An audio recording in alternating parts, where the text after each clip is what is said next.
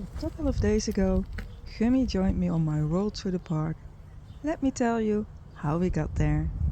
If you've seen some of my previous videos, you've probably already met Gummy.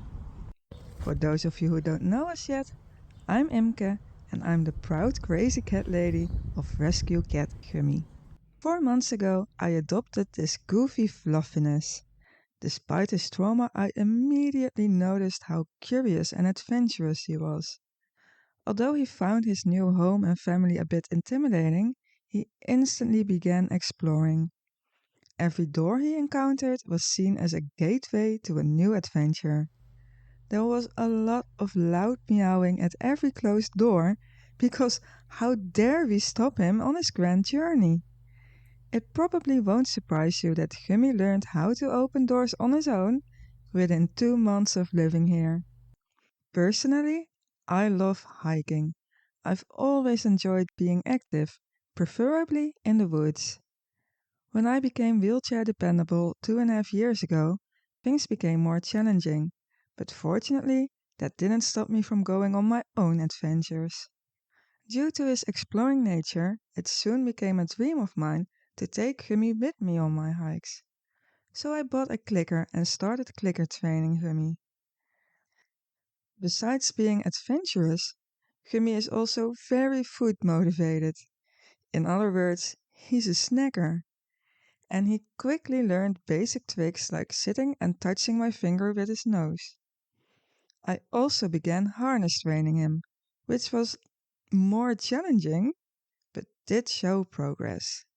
However, I live in a neighborhood with many dogs and other cats, and I began to wonder if my dream was realistic.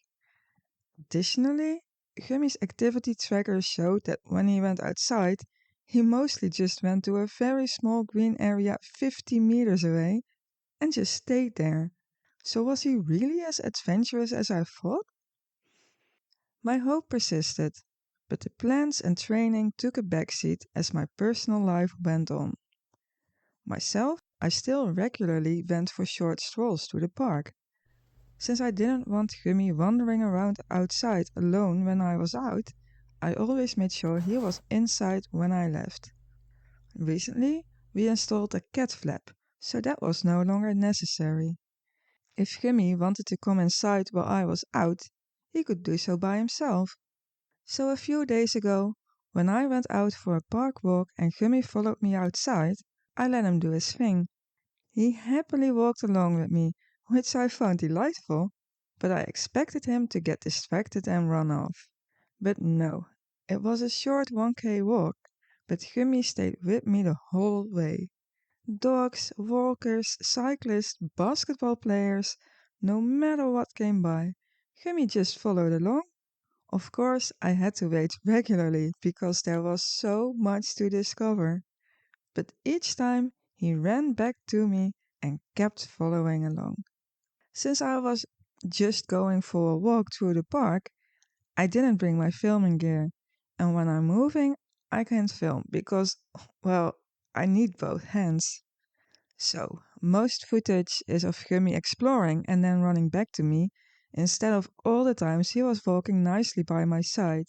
Still, I absolutely love the footage I do have and just wanted to share this with you. Towards the end of the walk, a big, off-leash dog ran up to Gummy. I thought he would panic and run away, but no, he didn't move an inch.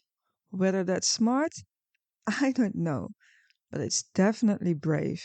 If you agree with me, show Gummy how proud you are of him by liking this video. After the exciting end, I feared it had been too much for Gummy. While he initially happily walked along with his question mark tail high in the air, he seemed more serious towards the end. Once home, after a long cuddle session, he laid stretched out on the floor, and in the evening he was literally snoring next to me on the couch. Last night, I went for another park walk, this time with my friend Diana and her service dog Osha. You might have seen them in my videos several times before as well. After the previous adventure, I didn't expect Gummy to join again, especially with Osha being there. But yes, Gummy happily walked along with his cheerful question mark tail. Of course, I didn't bring my filming gear again, which was just stupid. But well, let's just say it's always nice to keep room for improvement. Gummy was more explorative this time, meaning Diana and I had to wait often, but he seemed to enjoy it again. And to be completely honest, the park strolls of Diana and I are more about chatting than about physical activity anyway, so we really shouldn't complain.